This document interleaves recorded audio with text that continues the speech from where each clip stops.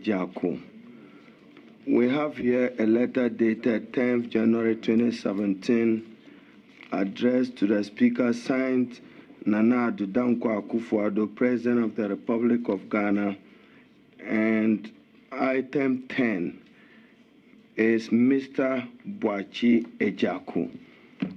Are you the same person as the Boakye Chimantin Agyarko? Should we know and refer you to accordingly? That in the President's letter or in your CV? Mr. Chairman, all three names are legitimate names, and you are at liberty to call me Boakye Chimantin Agyarko or Boakye Agyarko. Your region you hail from to, I see Eastern and Ashanti regions. Is there any special reason why you have Eastern and Ashanti? My father hails from Jamasi in the Ashanti region. My mother comes from Krobo Dumasi in the Eastern region. So you know the society you belong, whether patrilineal or matrilineal. Where do you belong? That is my dilemma, Mr. Chairman. The Akans are matrilineal, and therefore the fact that my father is an Akan does not give me a legitimate place in the totemic clan system. The Krobos are patrilineal, and the fact that my mother is the one who hails from Krobo, also means that I do not have a Wecho in Krobo. So probably I'm hanging in the balance, and I refuse to be pigeonholed into one box. Okay. We will want you to choose one, but that is the law, where you adopt a family and you stick to it. Where you have, so which one do you prefer, to be from Eastern region or to be from Ashanti? Mr. Chairman, in as much as I may not want to cause offense to either side, with the greatest respect to the side that did not choose, I hope they will forgive me, I'll choose the Krobo side.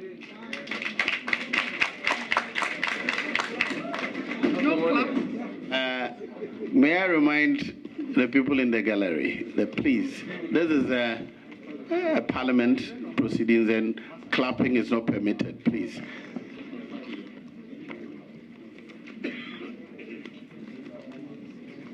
Chairman, maybe you may want to invite the Honorable Okudzeto. I'm done with the CV. Political refugee and qualified as such. And in a matter of 2 years, I was able to upgrade my status from a refugee to that of a resident citizen, resident permit holder. This is because I had a number of equity situations, namely my sister could apply for me to hold a green card, as well as my mother, who had become a naturalized American citizen. Throughout the period, I stayed in America on a green card, and at no point in time did I ever become a citizen of the U.S.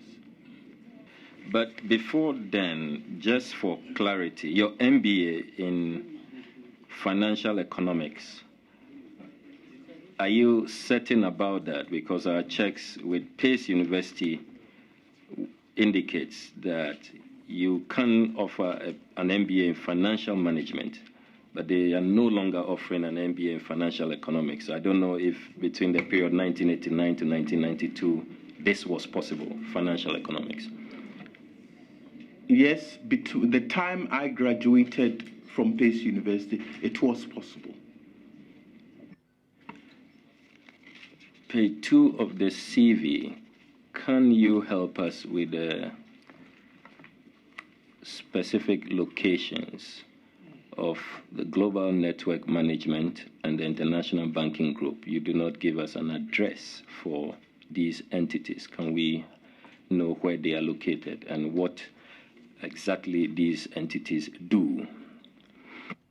Mr. Chairman, if you look at from page 1, employment history, there's a bold Bank of New York, New York, which flows into page 2. After Assistant Vice President, International Banking Group, the next employer, which is Management and Investment Consultants, then sets out the date. And after that, you have Ghana United Nations Students and Youth Association, GUNSA. So in laying out the CV, what I did was to lay out the 3 employers that I have worked with. And may we know management and investment consultants, where can we locate them? Management and investment consultants was in Asylum Down, Accra. Mr. Chairman, the nominee appears to have a 2-year gap in his CV between 1984 and 1986. Are you able to tell us what you were up to between 1984 and 1986? Mr. Chairman, I was employed by the Management and Investment Consultants in 1980 after my national service. In June 19th, 1983, for those who will recall, there was a mutiny led by Lance Corporal Halidu Jiwa. I was picked up by the military and sent to the Air Force Station and put against the wall and shot. Almost lost my life. And through the intervention of Monsieur Levallois and my kind sisters who are seated behind me, I was able to leave Ghana first to France, through London to France, and then settled in the United States under very difficult circumstances, I must add. So for that period, I was close to being an invalid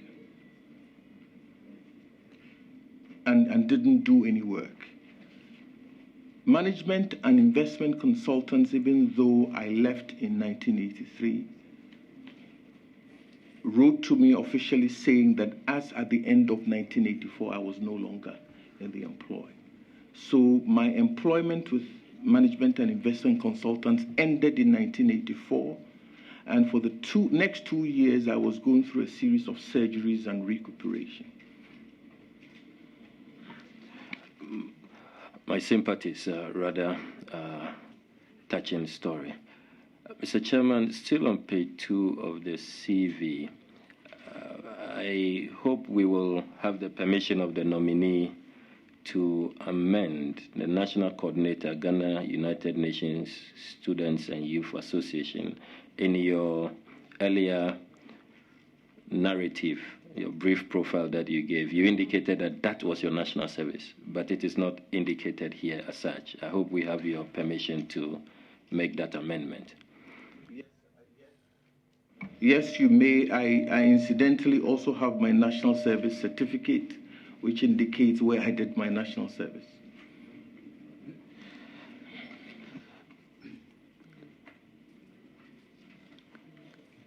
Still on that page, leadership positions held.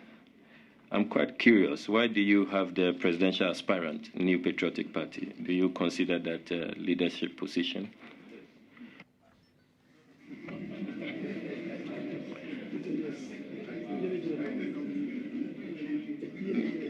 Mr. Chairman, to be held in a certain position of political leadership, in as high as aspiring to be its presidential candidate, to lead a national party, I regard as a leadership position. Chairman, Honorable Sami, let me just interject. Since you are still on page 2, professional body, member of the American Economic. Is it economics you want, or we should know it as economic? It's American Economics Association. Economics or economic? Economics. So the S should come? Yes. Thank you. Then 1992-1997, chair of the New Patriotic Party North American branches. Do I assume that New Jersey, Philadelphia, Yes. you were a chairman for all of it? No, all the branches had chairs. Chicago had a chair, and Los Angeles, and all of them had chairs. So you were... I was the chair of all the chairs. Chairs of chairs, not chairs of branches. It's the equivalent if the jurisdictions were the jurisdiction were properly defined, then I would have been the national chairman of the North American. Mr. Chairman, as we normally demand, we will like to have the period when you were inducted into these professional bodies, the American Economic Association and the member of the American Institute of Bankers. You may want to provide that later. You may also want to avert your attention to hobbies. Under hobbies, I believe you are trying to indicate listening to music, or is it listening to music? Listening.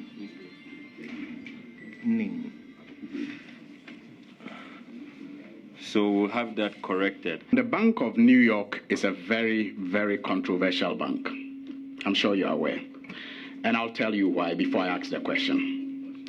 In 2005, Mr. Chairman, no, it is not an opinion. Mr. Chairman, in 2005, the bank was made to pay to federal officers $38 million for engaging in money laundering. And this led to the prosecution of one of its vice presidents. And this was as a result of, money laundered to the tune of about $17 billion through hundreds of wires. It ended up in the prosecution of 9 people. This was the time that, per your CV, you were working there.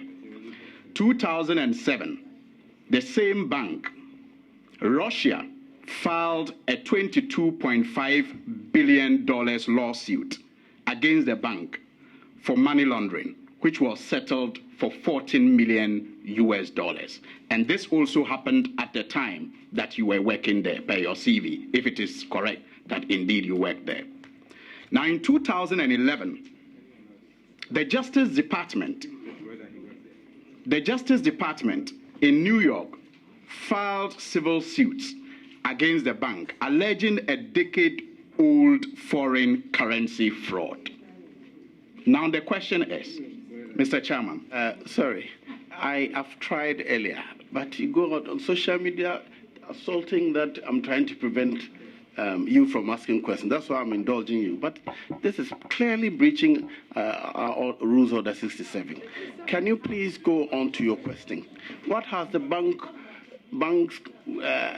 prosecution of others, not the candidate, not the nominee here, got to do with us? Thank you. I'll ask the question now. Thank you. I'll ask the question now.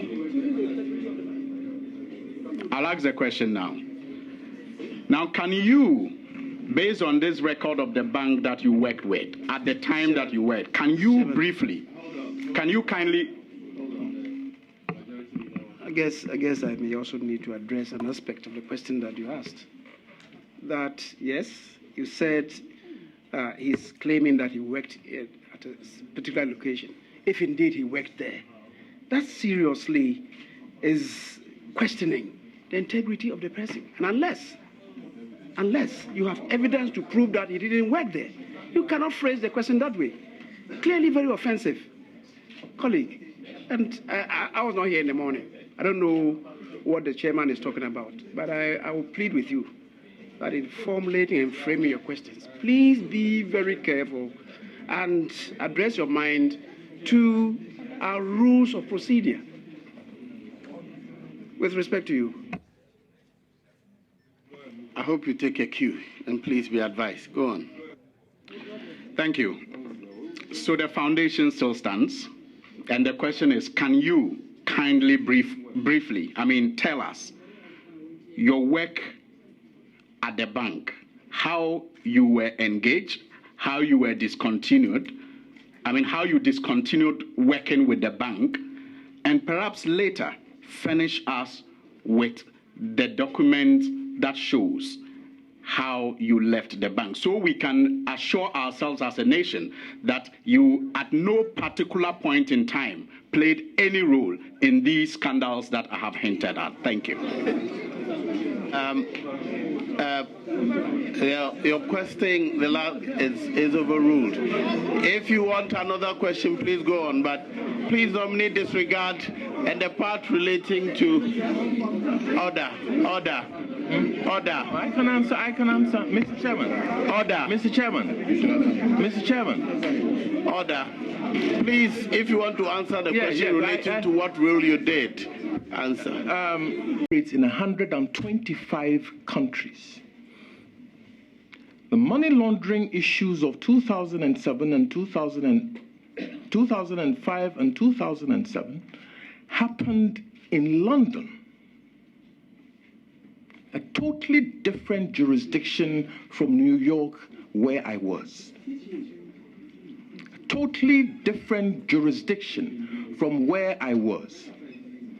If the honorable member would care to investigate the structure of the holding company, Bank of New York, New York, Bank of New York, London, Bank of New York, Brussels, Bank of New York, Mexico, don't have lateral relationships.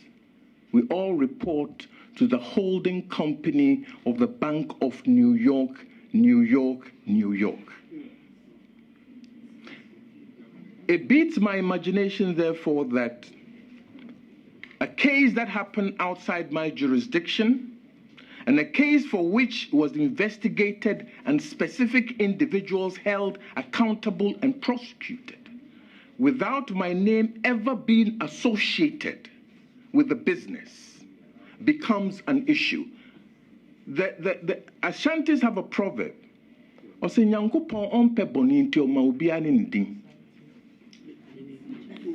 To wit, because God abhors evil deeds, He gave each and every one of us a unique name. Mr. Chairman, the question has no linkage. The question of the criminal prosecutions has no linkage to New York and my employment. So I am rather lost on why it's an issue. Honorable Nominee, your point is well made. Thank you very much. Out of matters which are not relevant and which are not justifiable, accusations and so on. Please play by the rules, or else I'll go past you and call other people. Mr. Chairman, I think that I have to make it clear that I am not happy with the way that I am treated on this committee. Mr. Chairman, I want it on record that I never impugned ill motives to the nominee. I simply referred to scandals and sought to find out how he left the bank, so we assure ourselves that he had no role in those scandals, because a vice president was held responsible and he also left as vice president. I never impugned ill motive, I never accused him, and I would like that to be on record that I am not happy about the way you have treated me on this committee. Honorable Suhini, you're not ready to ask the question. I'll move on to my next question. No, I've ruled you out. I'm asking another person too. What kind of rudeness is this? Honorable Cabo. The New Patriotic Party are very happy and confident that you will deliver in this portfolio. I'm sure you are very much aware of the issue regarding the erratic power supply in this country, popularly called Dumso quote quotes. I would like to find out what measures you are going to put in place to arrest and deal with this problem once and for all. Mr. Chairman, the matter of Dumso has had significant consequences on this country, starting from 2012. The fact that we still talk about Dumso this day clearly suggests that the problem was never fully solved, and it lingers. To put it in a nutshell, we believe that we are moving from Dumso to a steady state of power supply to the ideal state of uninterrupted power delivery.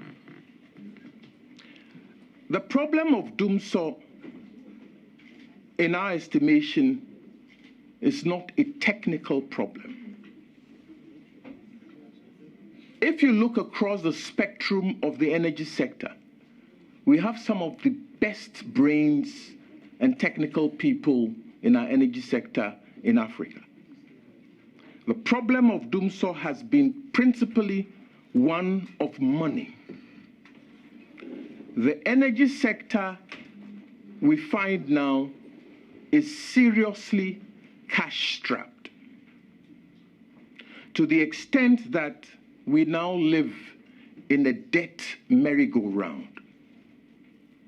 If you look at the value chain for power delivery,